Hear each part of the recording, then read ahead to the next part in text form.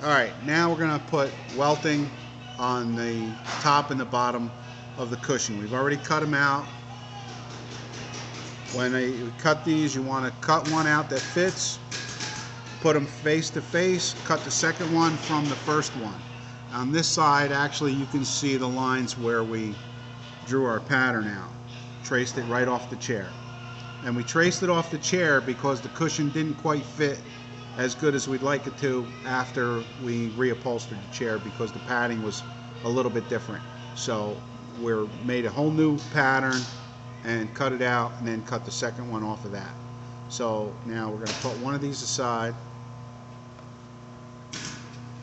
We're going to flip this over, and we're going to start in the middle of the back. I'm going to start with a clean end. Now you have this 1/2 inch seam allowance here, which we allowed for when we cut out the cushion. So now as you sew, the edge of this stays even with the edge of this, and it should fit once we're done. So now we're just going to follow this all the way around. Any place you got a sharp corner, you want to cut that, so that'll open up easily without, it'll turn the corner easy that way. Any sharp corners you're turning, you always want the needle down. Lift your foot, sewing machine foot, not your foot at the end of your leg. Okay, I've got a corner here, so we'll cut that.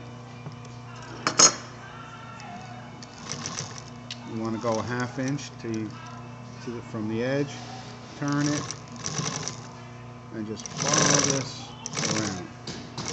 Now this is a channel back chair, so this is not, the edge here is not just a straight line. We kind of formed it to fit the channels in the back of the chair.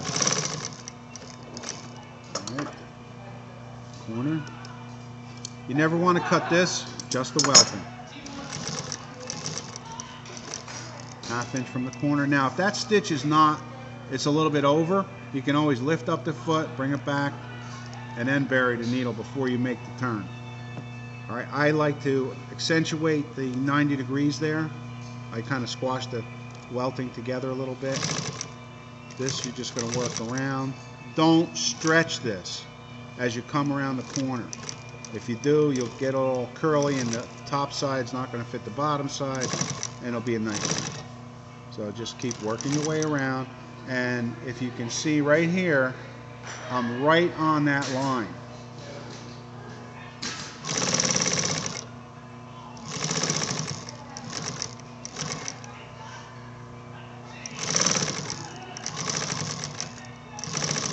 Keep working your way around, taking your time.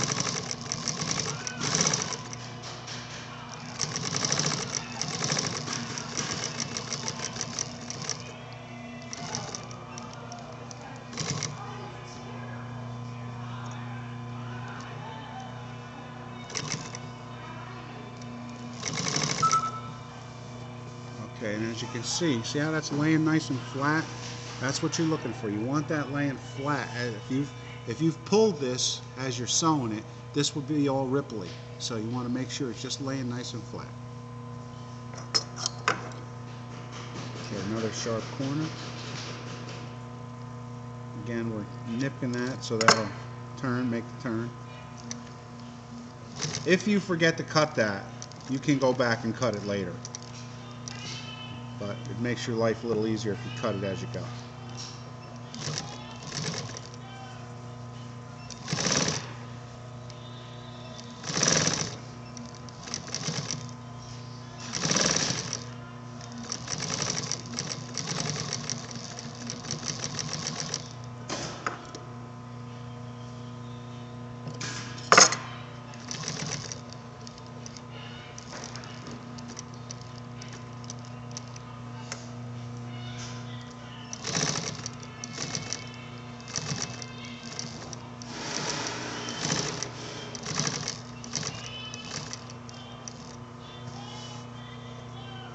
Now, here's the end of the other one.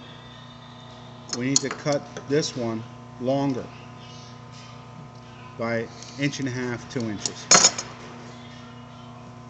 Now you're going to open this up.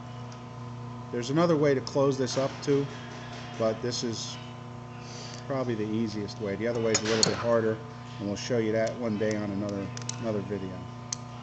Okay, so open that up, and you want the end of this one matching up with the end of this one. Cut this off. Fold this back. Alright, you see how that lines up real nice?